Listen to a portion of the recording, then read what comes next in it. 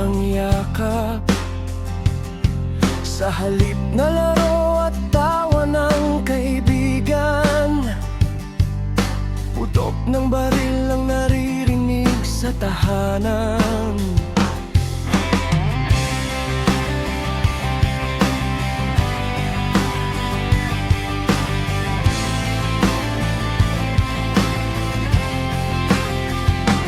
Hawak ang laruan na basag at luma,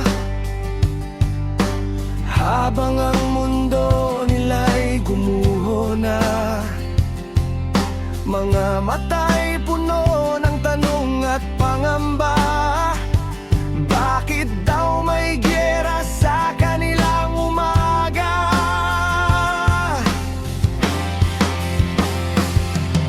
Wala namang alam sa galit ng mundo, mga batang nadamay sa gulong ito. Pangarap nila'y di pa nagsisimula, ngunit agad tinabunan ng digmaan. Bata sa gitna ng digmaan, walang laban sa gulo ng bayan.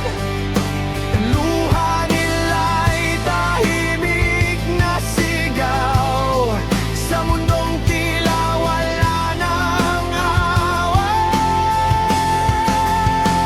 Kung maririnig lang ng mga namumuno ang iyak ng batang walang kalaban-laban, nakatumigil ang galit ng mundo at piliin ang kapayapaan.